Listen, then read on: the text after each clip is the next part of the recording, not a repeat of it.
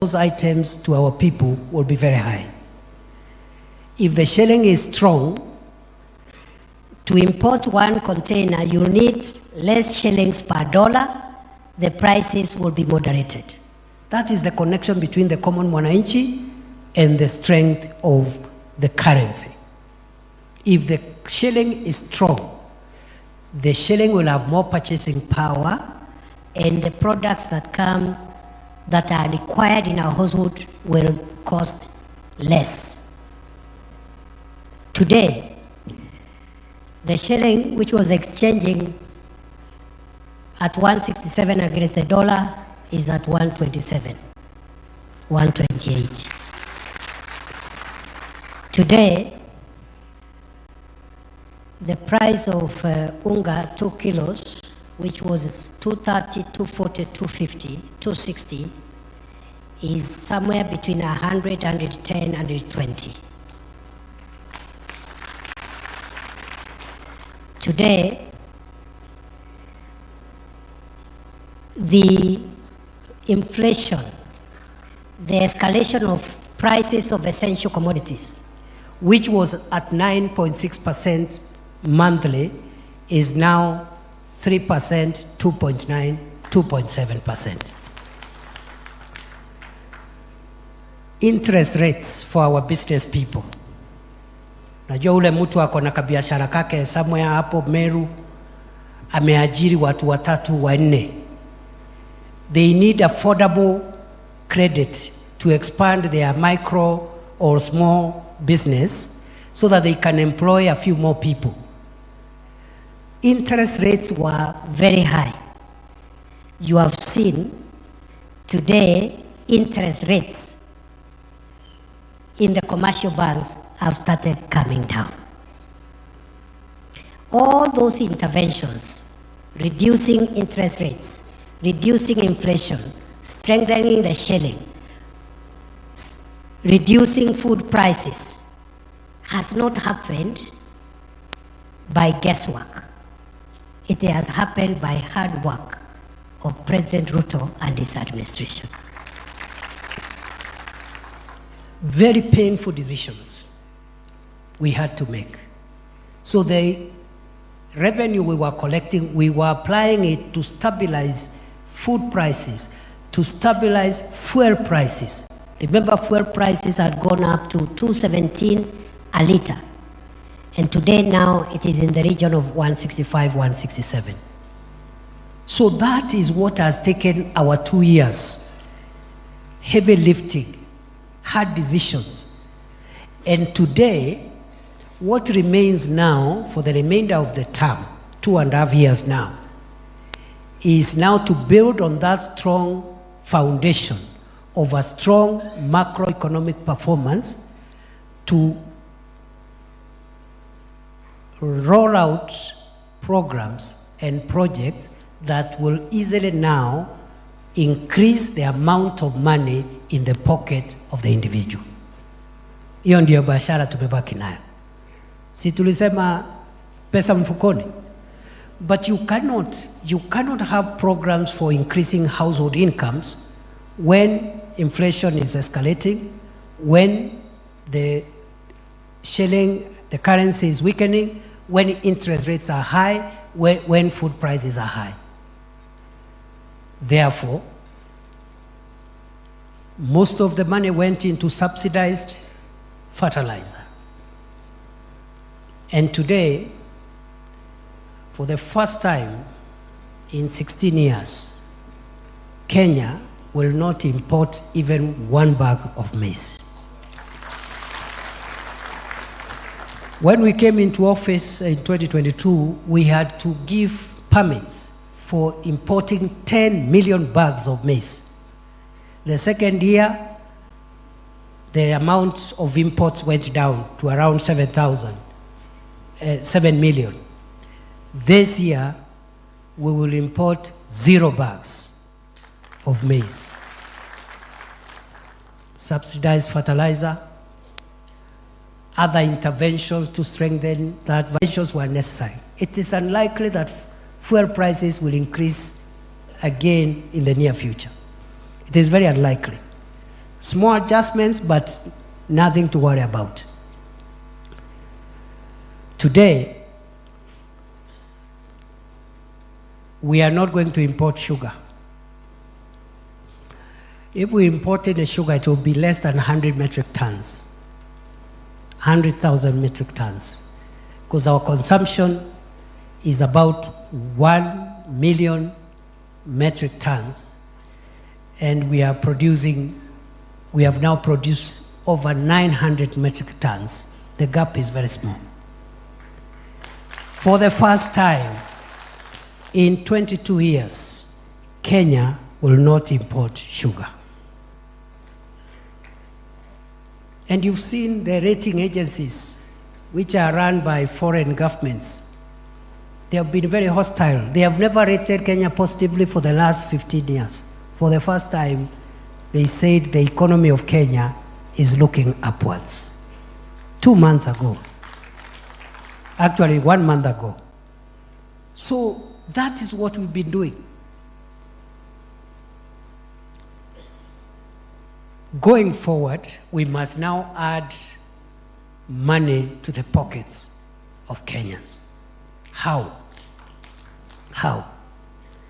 What are the priorities?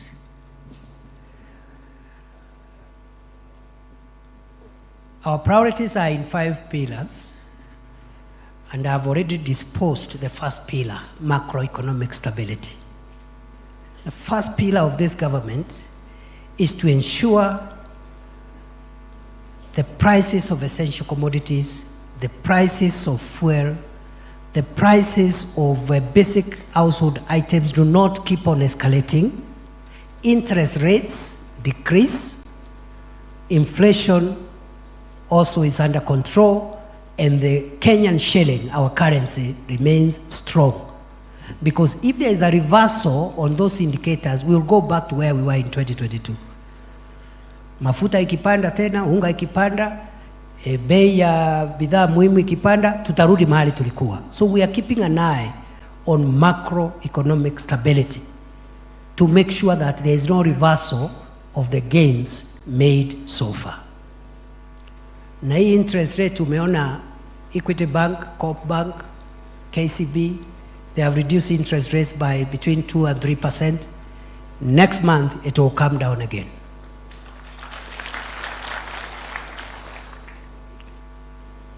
The central bank, this interest rate is controlled by the central bank lending rates. Banks were not lending businesses money because government was borrowing that money. Now we are not borrowing that money. So the banks will be forced to come and look for customers to give credit, the way it was in the first years of Mwai Kibaki's administration. So that's what we are doing, macroeconomic stability. Number 2, because I said there are 5 pillars, it is working on the value chains, the production, marketing of the value chains where the majority of the people of Kenya derive their daily income. Where do the people of Kenya get their daily income from? Agriculture.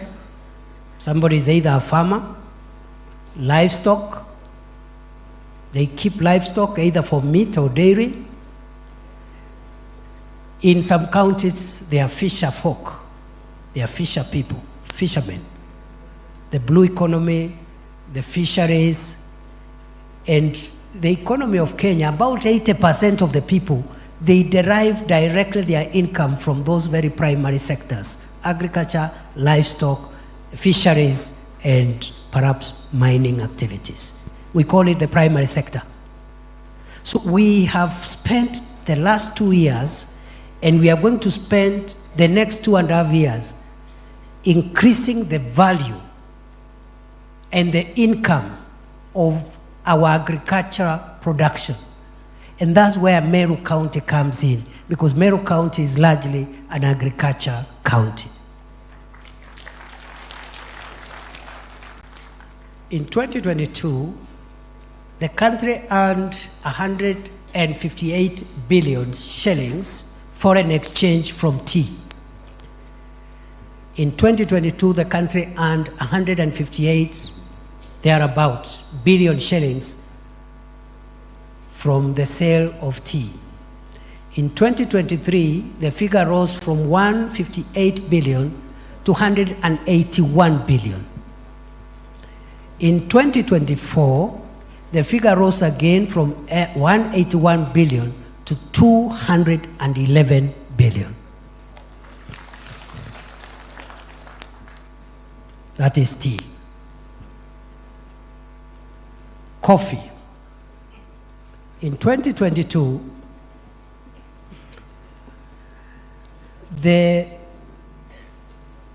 sale at the coffee exchange, commodity exchange, of 50 bag of cherry. The average price in 2022, a bag of cherry was in the average of $160 per bag. That figure rose in 2023 from 160 to 180, not 160, 180. It rose from 180 to an average of $225 per 50 kilogram bag of cherry. In 2024, it rose again from an average of $225 to $319 per 50 kilogram bag. The actual income from coffee in 2022 was about 60 shillings per kilogram of cherry to the farmer. In 2023, the value or the income from coffee rose from an average of 60 shillings per kilogram of cherry to 80 shillings a kilo to the farmer. In 2024, the figure, which was at 80, rose to 101 shillings per kilo. You and your report card. And we want to upscale. 2026, we'll give a report. 2027, we'll give a report before we go to the ballot. Isn't it? So that is the agenda. I've just given you tea and coffee because those are primary cash crops for many parts of Meru. I have told you what we are doing for sugar, because even if we don't grow sugar, we consume sugar. If sugar is expensive, it affects all of us, isn't it? So the interventions we have made, again, in tea and coffee are many. I don't have to say what we have done to make that happen. But part of it is the fertilizer. The other part is in organizing governance, bringing new law, and handling the bottlenecks that were restricting good value to farmers. And we are not done yet. We have a lot of unfinished work.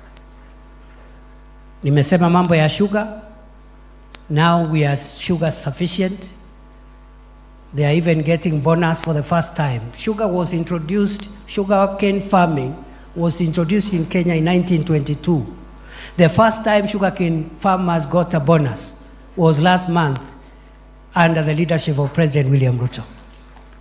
They don't even know what a bonus is. The workers were not being paid.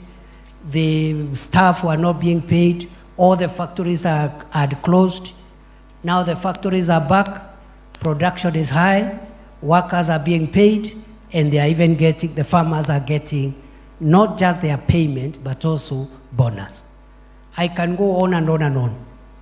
We have about 17 value chains. Many of them are value chains relevant to Meru County. We are working on the lower areas on cotton. We are going to bring back the ginaries before the next election. Because the lower parts, for example, of Central Imenti, there was a ginary there called Gaitu. Another one in Mitungo, in lower South Imenti. And we're also exploring whether other lower parts of Nyambene could be good for cotton growing, and we put up something there as well. We are working on so many other value chains. I don't have the time to tell you all the agricultural value chains. I will tell you how we will do follow-up, because this meeting is not enough for me to elaborate all the interventions. We are working on sunflower, we are working on cotton, we are working on edible oil crops like avocado, macadamia, the nuts, all those value chains, tea, coffee, potatoes, and everything else in between. And I am following crop by crop, crop by crop, crop by crop. That is my business as Deputy President of Kenya. Not just for Meru County, but for all the counties of Kenya. Sijamaliza. Sibei imeongezeka last week. Sibei serikali imegazeti new prices last week. Si waziri, huyu waziri wetu hapa, si uno hiyo kazi mimi ndio nimefanya? Ama ulisema nani alifanya? Uliwaambia? Uliwaambia mimi ndio niliamurisha waziri wa kilimo wafanye hiyo kazi? Uliwaambia nilikuwa nimeamurishwa na William Ruto? Wanajua? You know, sometimes you don't say it. There is no way a minister of William Ruto can gazette without the permission of the president. Na amri ilitoka kwa mtu ya mkono ya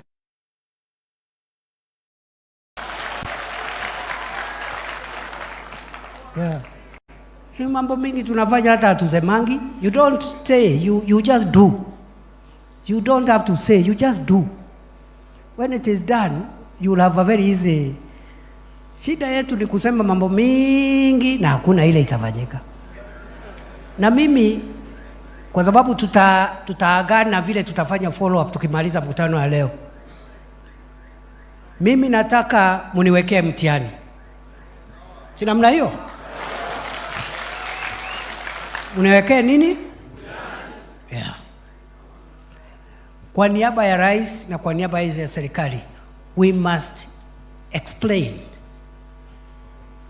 every year what is it that we have done to make Meru better than we found it. Kuna watu wanaongea siasa mingi hapo ya excitement, ya kufurahisha, kupigiwa makelele huko nje na makofi. Sisi rais ametufundisha tusiende hiyo barabara. Yes. Hata afadhali we be heckled now and get it right at the election at the ballot. So we are very focused. Na unajua hii kazi ya maendeleo is boring work. It's not exciting.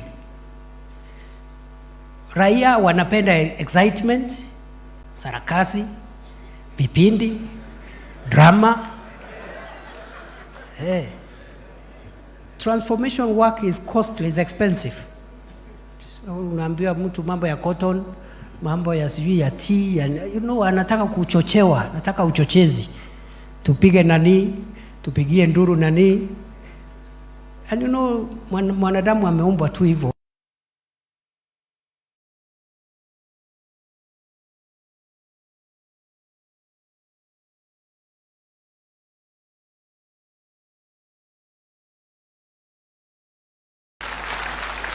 Very simple. Ndio nasema mimi ni jirani yenu. Mimi natoka hapa nyumbani tu, I'm one of you. Si namna hiyo? The only way I can be valuable to you is you ask me, what is it that we can say you have assisted us to unlock as Deputy President of Kenya for the people of Meru? The issue is not how long I will stay in this office. That's the least of my worries. That is the least of my issues. The same for President Ruto. Naona watu wengine wanamutisha, sijui atakuwa sijui term moja, sijui term ngapi. Does it really matter? It doesn't matter how long you stay in office. What matters is what you do while in office. Yeah. So wale wanategea sisi hapo, they are just wasting their time.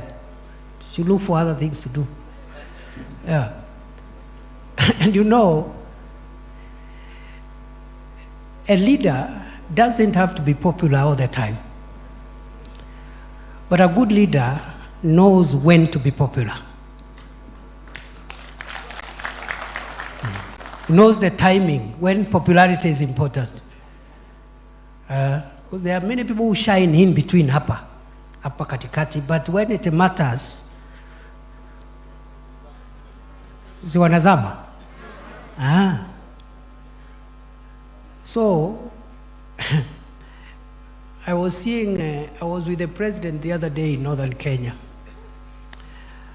I saw some people making a lot of fun about the long road he was explaining. And actually I was very happy when I saw people trying to mock the president, because I have information which they don't have. That road is going to be constructed. Yeah. The people saying that, they don't know. This government is going to construct a road from Isiolo to Mandera in the next 2.5 years. There are 11 contractors on the ground as we speak, each with a stretch of about 100+ kilometers. Some sections 40%, 50% is already tarmacked. But because the person making just ako kwa simu hapo, ajui Samata ni wapi, ajui Kotulo ni wapi, ajui sijui ni wapi. So anafanya mzaha. And you know, when 2027 comes and we go to account, we will use that road from Isiolo to Mandera. That's how you open that part of the country. So msiwe na wasiwasi. Msiwe na wasiwasi. Msiwe na wasiwasi. Niona wengine wananifundisha kazi. Unajua kama kaa hivi, deputy president anakaanga hivi.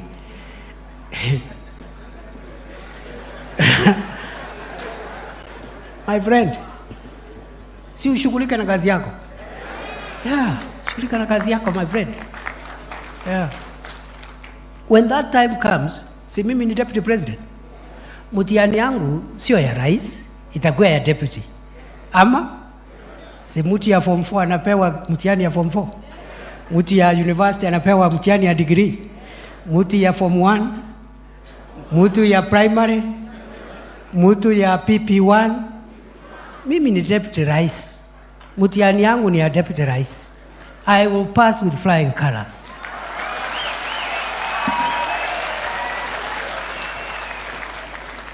Nitapita ile A***** kwa hiyo level, kwa hiyo kiwango.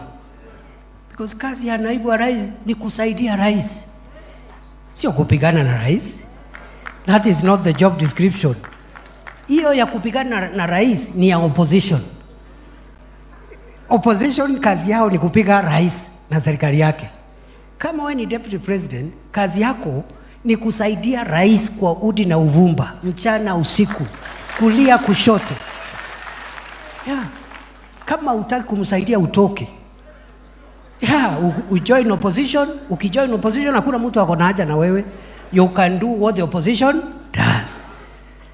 So siku ile tutafika pale, kwa sababu watu wanatutisha sijui mambo ya sijui 27, na nimesema that does not worry us anyway. Mimi nitaambiwa wewe ukiwa deputy president miaka 2 hapa Meru County, kabla tuongee tuambie ni nini umetuletea, barabara ngapi, sijui nini, mambo ya miraa imefika wapi, mambo ya stima imefika wapi. Simple.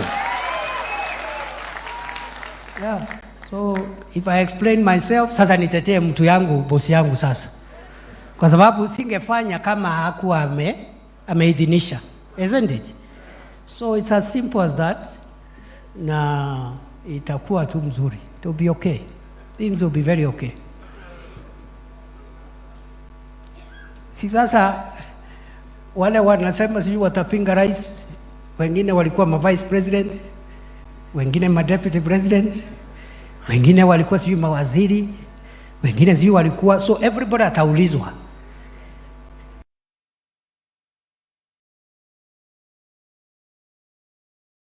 Alikuwa deputy president, mama vice president, mwaka 5, mwaka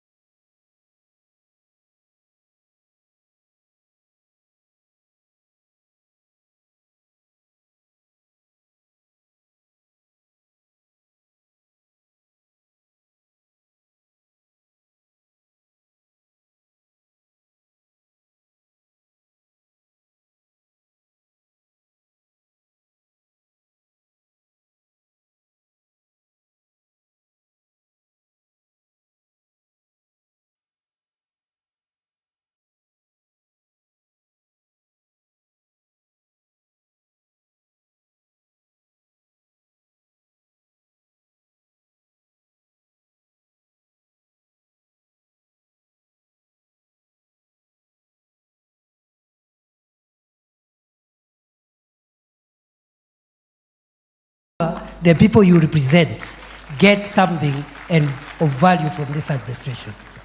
Siwe na waziwazi.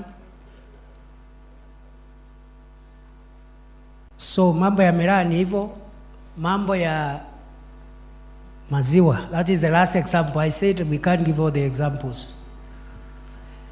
When we went campaigning, Mheshimiwa Mutunga was reminding me earlier on when we had the leaders meeting. When we were campaigning, there is something we promised the people of Kenya, especially farmers and livestock keepers, called guaranteed minimum returns. We are tracking progress on the achievement of the GMRs. Ya maziwa, we had set it at how much? At 50. We found it at 33. We are already at 50. In fact, we want to surpass. We want to surpass our own target. So, value change is the second pillar.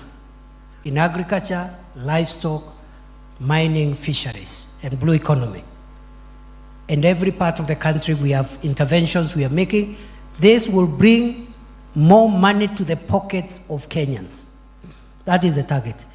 Maziwa bei ikiwa juu, mkulima anapata bei zaidi.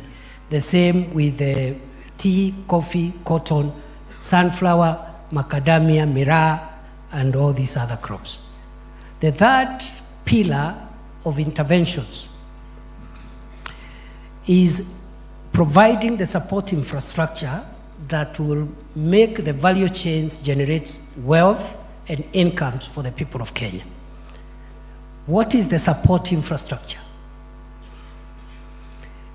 Roads, electricity, ICT connectivity because of e-commerce, water, industries. And that's why we are doing the county aggregation and industrial parks in every county. Dignified markets where people can do business in an ordinary way. So this infrastructure of roads, electricity, water, ICT, special economic zones, county aggregation and industrial parks, and so forth, and markets, we are on top of things. God has been gracious. The economy has recovered. We now have money. And I want to announce, we will revive the stalled road projects in Meru County. So leo hakuna haja hata muniambie sijui senti kunene kwenda Miamponi sijui ingine those roads natembea nazo zikiwa hapa. Okay? They will be revived. They will be revived. Na tafadhali tuambiane ukweli. These roads were begun in President Uhuru's time, isn't it? Lakini ile kisirani iko is as if it is William Ruto who started these roads and installed them. These roads were begun in 2015, 2016, and they installed even in the first term of Uhuru Kenyatta. Na hakuna mtu alipigia Uhuru Kenyatta makelele. Tuambiane ukweli. Tuambiane ukweli.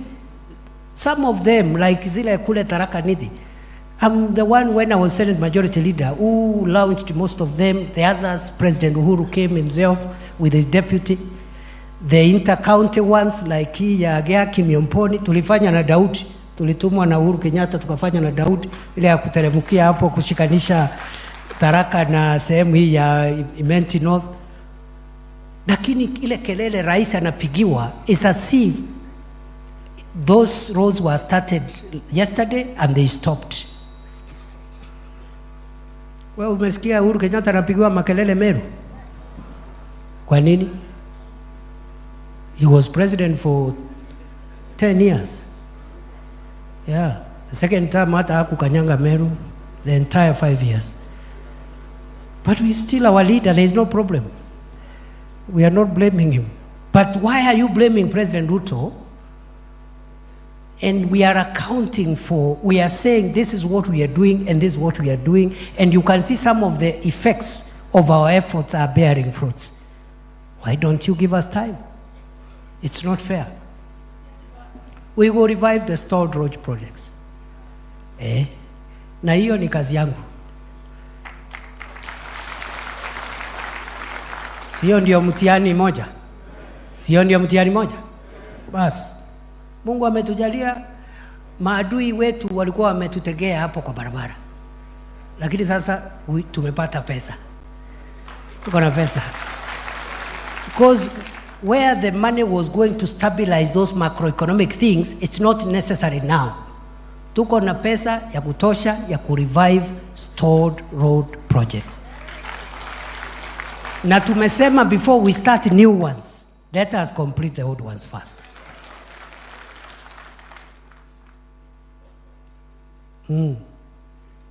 Yeah. So nitawaambia how we'll unlock that. We have money for stima, last mile connectivity. We have about 36 billion already, and another 12 billion itakuwa inaingia this Thursday. So we are good. Mambo ya last mile tuko sawa. We have money for markets. We are constructing the KIPes. And I want to commend the Meru County Aggregation and Industrial Park is one of the best in terms of completion. It is nearly 70%. Meru, Migori, ndio iko karibu na completion. Zingine iko 5%, zingine iko 0%. Some have not even broken ground. We want every county to have an aggregation and industrial park as a way of spurring value addition, more money to the pockets of traders and business people, and as a way also of creating jobs for our young people. Tuendelee tusiendelee? Sio ndio agenda ya serikali? So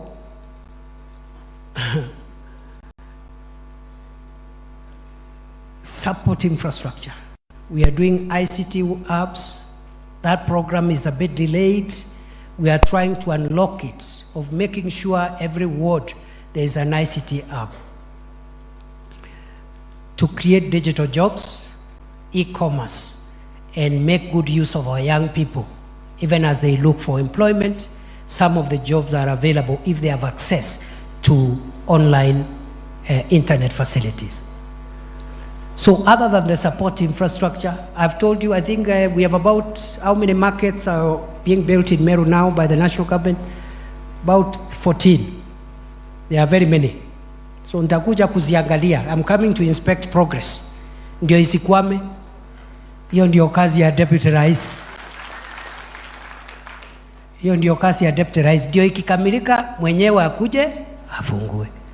My brother Mporo was reminding me, kuna soko rais alisema hapo Murika, hiyo sasa sio kazi ya rais, ni kazi yangu kukuamua ikikamilika rais akuja afungue. Si namna hiyo? Zile barabara nimesema, mimi nakuja, contractor akikuja, nakuja namleta, ama naangojea anaanza kazi na inspect. Hata kuna moja mahali nakuja kuinspect in the next 2 weeks, kwa sababu ilikuwa imekwama na tumepata pesa ya kukamilisha. I just asked the treasury kulipa that contractor today. So nakuja na inspect, ikikamilika sasa tunaita rais anakuja kufungua.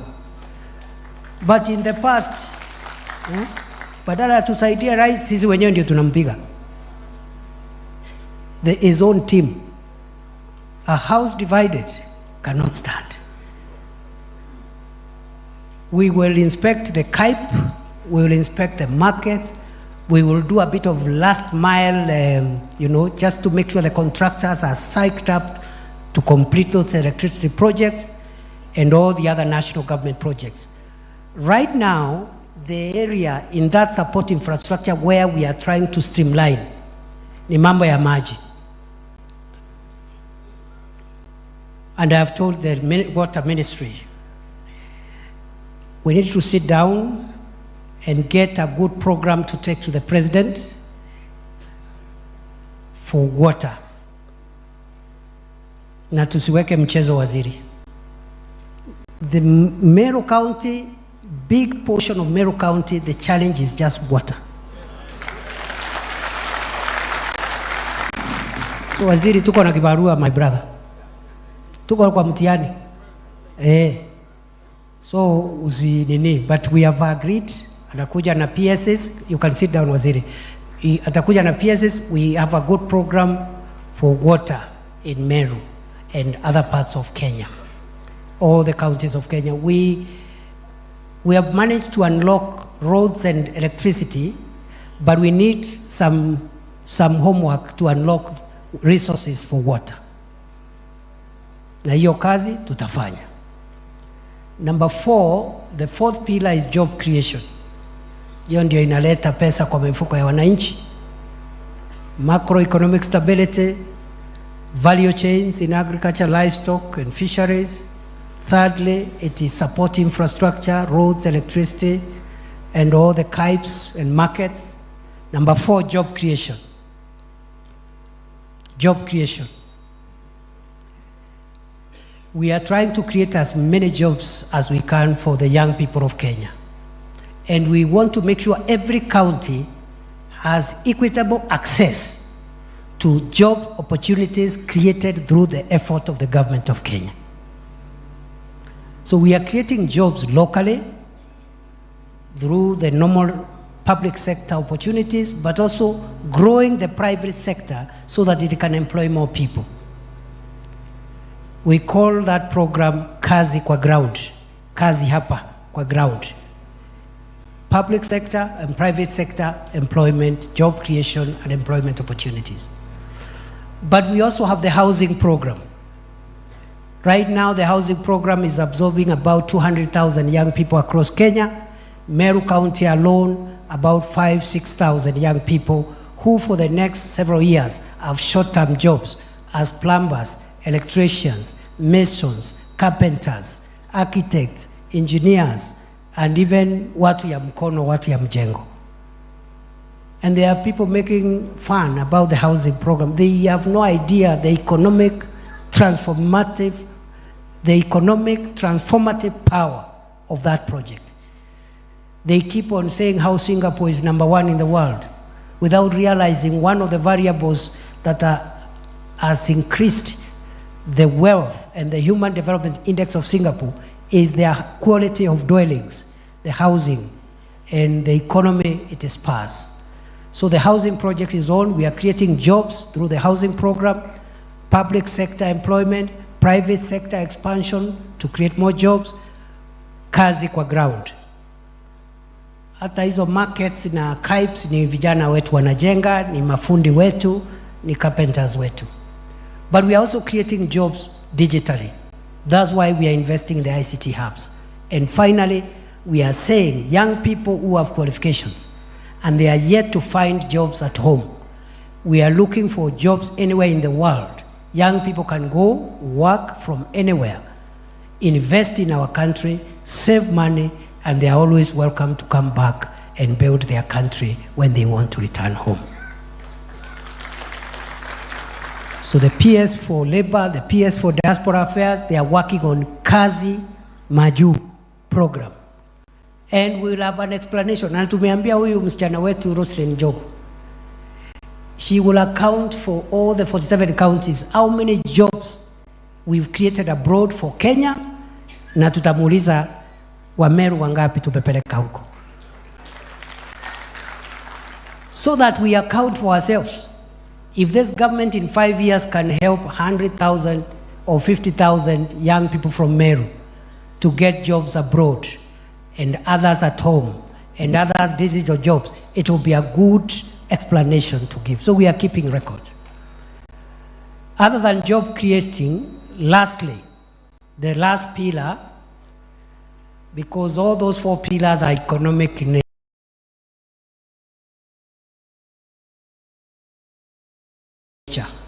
Macroeconomic stability, support infrastructure,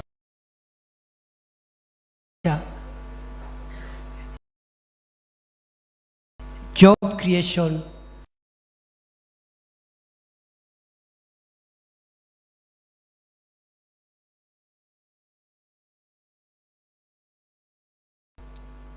very important, social enabler.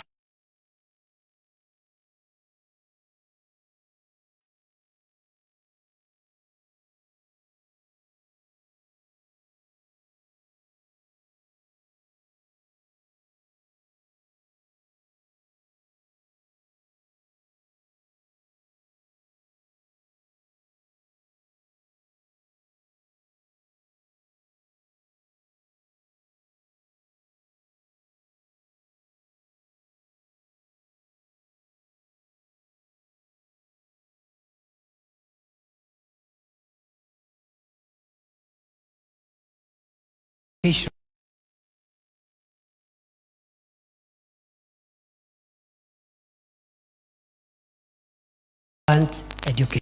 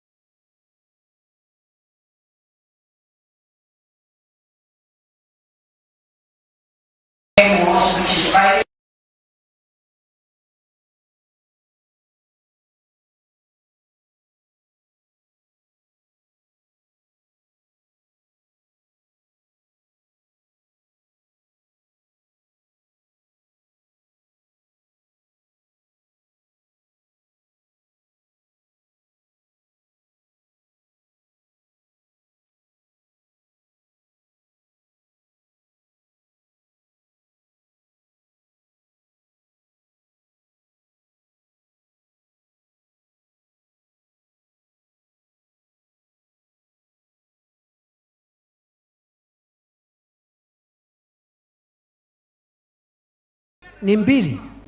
There is Mariene and Marimba. There is no problem. Hata ikiwa 5 ni sawa. Don't worry. Don't worry. Sasa ile mtihani niko nayo ni kwenda kukuamua hizo vitu. Si namna hiyo. We have other projects that are broad, which we are trying to see how we can influence. One of them is the dualing of the hii barabara yetu. We need to dual our road, isn't it? Yeah. Kuna pia mambo ya Isiolo Airport runway kwa sababu ya biashara yetu pale. And there's other projects like the Metongo airstrip which can help us Yeah? So musiwe na wasiwasi. Musiwe na wasiwasi. I'm going to give you a framework of how we will follow all these things together and make sure that I use this office to unlock and expedite our projects. Wale wengine wananifundisha kazi ingine ya naibu wa rais, mimi sijui kazi ingine. Kazi ni hiyo nimewaambia. That is the work I know. That is how I can be beneficial to President William Ruto and this administration. Niseme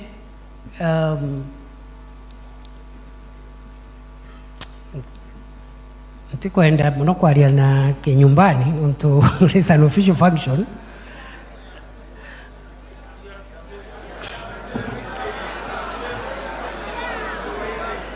Wacha tu niseme hivi. You know, once you say that, you even arouse curiosity.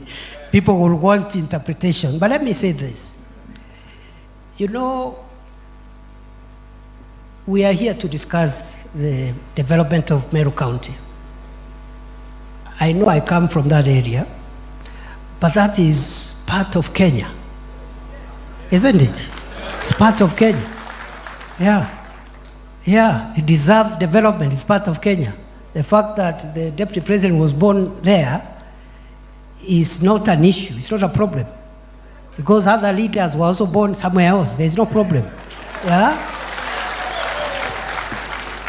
So, kuna watu wanafikiri sijui tunaogopa kusema mahali tumezaliwa.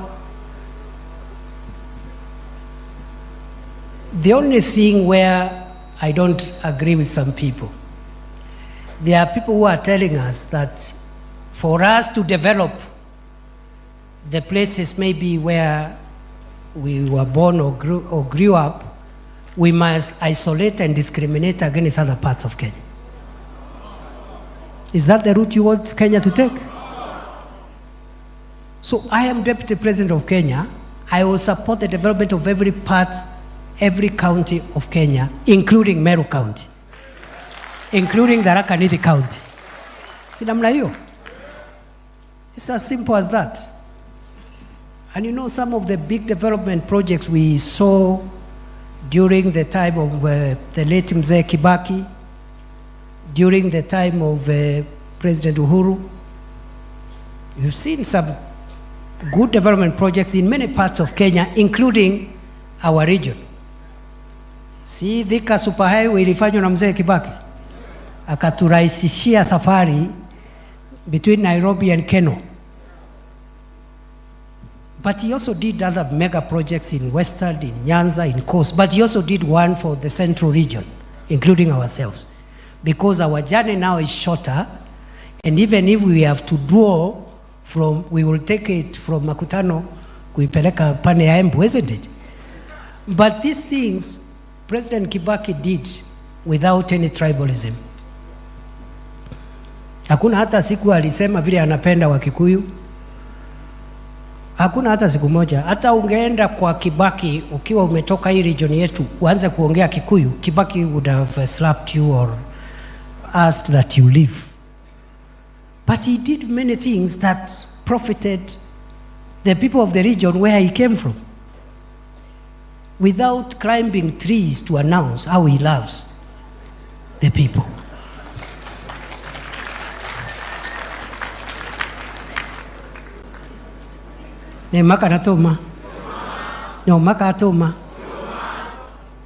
President Uhuru did a lot of transformational projects. Ndiye alianzisha ile Dungukundu ya Mombasa. He did some in Kisumu. He did other projects including the Isiolo Moyale Road. He did Kibaki actually for us. Let me bring it home even. Kibaki is the one who did for us Mate Road. Isn't it? Kuna siku ulisikia Kibaki akisema vile anapenda watu ya Mount Kenya, sijui watu ya Meru. He used to talk about Kenya. And he did what he did for various parts of Kenya, including our area. President Uhuru also did a lot of projects across Kenya. But one of the projects that is home, is nearer to our region, the dual carriageway which Mzee Kibaki left at Keno. aliisukuma ikaenda mpaka Marwa. True or false? Najua tukifika pale makutano tunapiga kona, lakini bado alitufufishia safari. Kuna siku ulisikia Uhuru akitangaza bila anatupenda? Si alikuwa anasema anapenda Kenya yote? Na alifanya that in other parts of the country. So hii ukabila, mtu asikudanganye ati ndio uonekane we ni maarufu, unaenda kupiga kelele ya ukabila na uko na nafasi ya uongozi katika taifa. It is wrong. It is unconstitutional. Sijui kama tunaelewana? Yeah, that is the ideological differences we are having with some of our colleagues. Because they want us to shout, oh, I'm doing this, I come from here. But today, Wameru wanaishi kila mahali katika nchi ya Kenya. So if you develop everywhere, you are also supporting our people there. Wakati nilikuwa minister wa security, I spent a lot of time in some of the hotspots. I came to Meru North severally. I may not have come much to the other parts of the county because the security challenges were less. I spent time in North Rift. I spent times in Lamu. Ukienda pale Lamu, half of that county ni Wameru, Wakikuyu, Wadharaka. They're the ones who live there. So ukipeleka siasa ya chuki na ukabila, you are endangering the peaceful coexistence of the people you claim to be speaking for who live in those kind of areas. Ndio uliona kuna siku mimi nitakuja hapa kusimama kuongea mambo ya ukabila ati niwaambie vile nawapenda. Ati tangaza vile unatupenda. Mimi nitangaze aje sasa? Why? Yeah. But on the other hand, nimewaambia Meru ni Kenya. Meru si ni Kenya? Si mimi ni deputy president ya Kenya? Si Meru ni Kenya? Bas, hiyo tosha. Hiyo inatosha. Yeah. Ati ho sijui nini. Now, I wish the people who want to sell tribalism to us could explain to us what they did with their possessions when they had those possessions. Na ikifika hiyo ndio itakuwa, that will be the contest. Contest ikifika itakuwa wewe toa nini yako na wewe toa achievement yako. That's all. Mtu atajaribu kuongea kosa ya kusema. Yeah, so we are good. Musiwe na wasiwasi. Mimi nitakuja mashinani because we need to unlock some things before the president comes.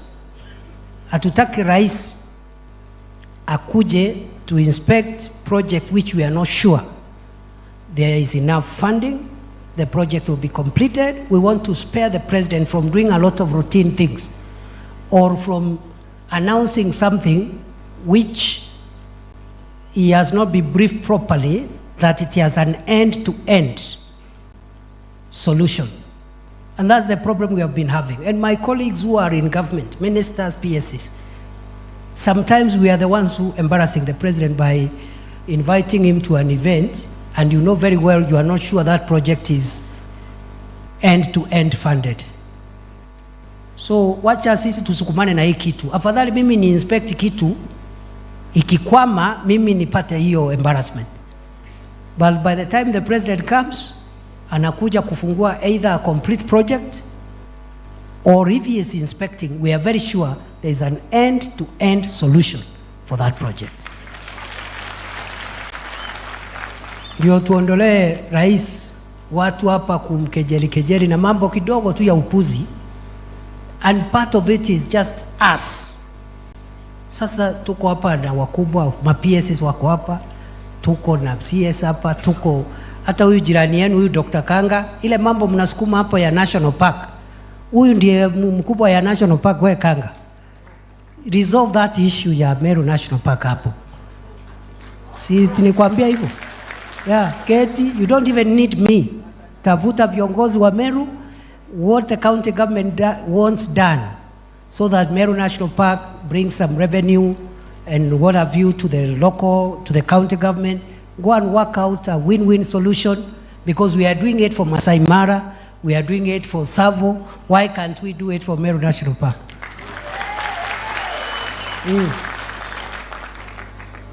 So, mimi nataka niachie hapo, niwaambie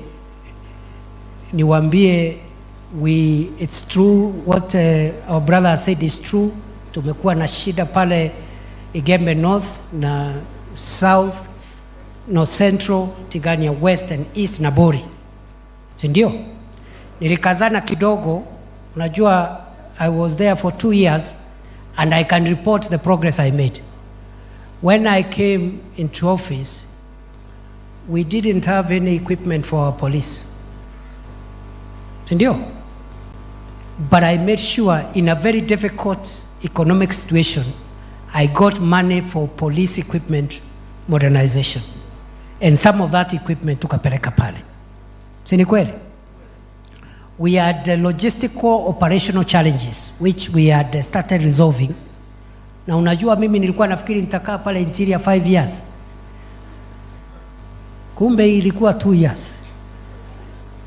So hii kwa hii ya DP nimesema I will treat, I don't know how long I'll be here, so I'll work very hard, because you don't know how much time you have. Mimi nilikuwa nafikiri nitakuwa pale 5 years tumaliza hii mambo yote. Halafu ikasemekana nikuje kwa hii kazi ingine. So there is something I achieved in those 2 years, not just for Meru North. If you go to North Rift today, we have not eliminated the problem completely, but we've suppressed it and made progress. Lamu, where people were getting killed every day, has been calm for 2 years. Meru North, there is still an issue, and we have a solution, which I don't want to announce here, but I will tell it to you through your leaders, because I don't want to publicly say the solution we have, and it has come from your leaders actually, to be honest. So we have a solution of creating a buffer zone in that area to make it impossible for cattle thieves to penetrate and come to our region. But because it's a sensitive security matter, I don't want to announce it here. Let it be known we have a solution. We are going to complete the remaining part in the fight against banditry and cattle rustling. I have also requested the State Department for Livestock to factor in some of the most affected families in the restocking program that we are doing across Kenya. So factor in hapo hiyo sehemu yetu, some of the most affected families, they may not be restored to the situation they were in, but at least of interventions to help them restock and restart their lives.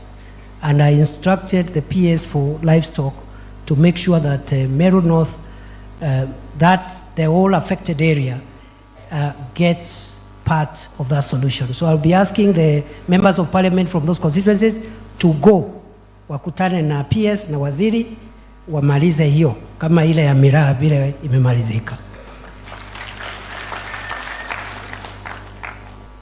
Mimi nawashukuru sana. This is how we are going to proceed.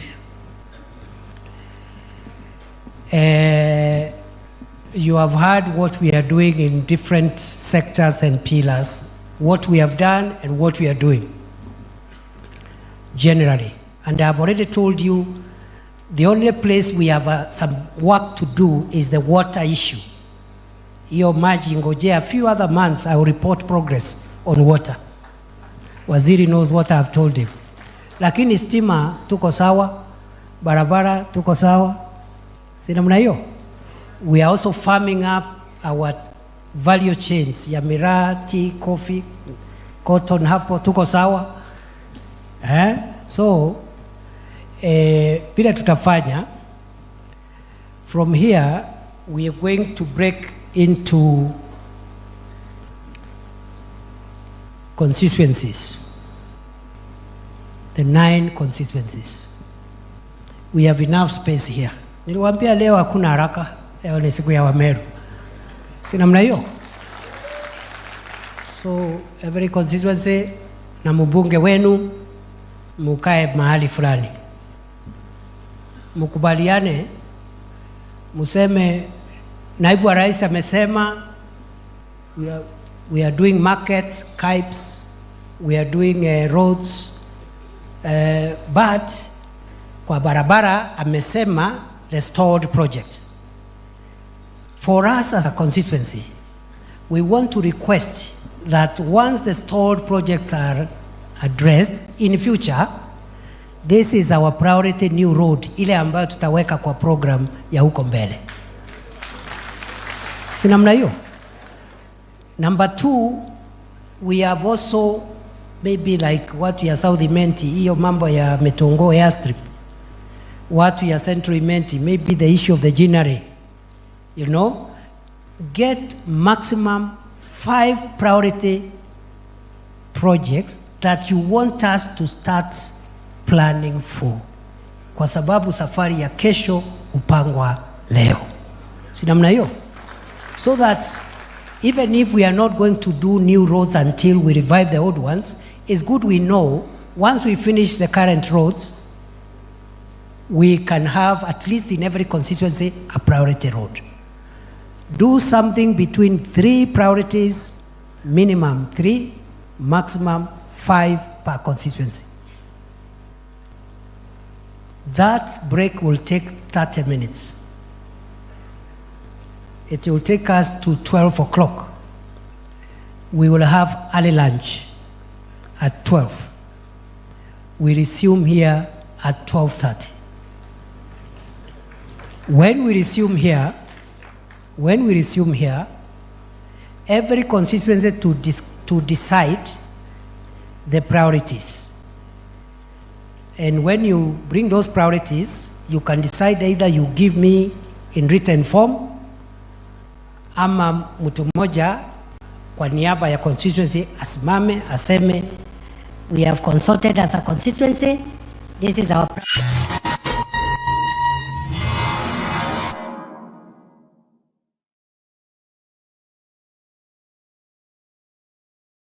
Rucio rwaku na rwa njiarwa ciaku nĩ rwabatana rwa mwanya, na nĩguo gũkinyanĩria iroto ciaku ũrabatara gũkorwo wĩigithĩtie mũthithũ waku harĩ kambuni njihokeku Gawema Sacco. Aya nĩo mehoketwo guoka nĩ wĩigithia kumana na wĩigĩrĩrĩki wa gĩkĩro kĩa igũrũ wĩra-inĩ wao.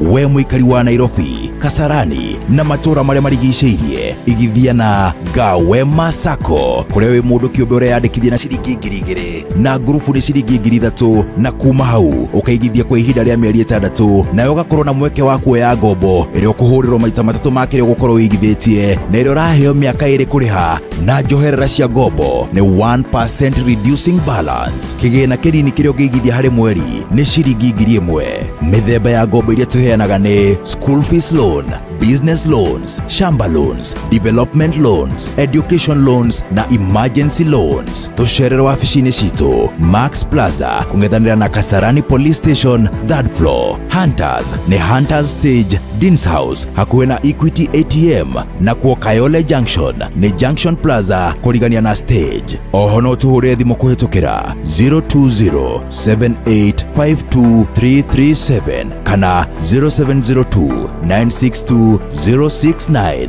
Gawema Sacco, managing finances together.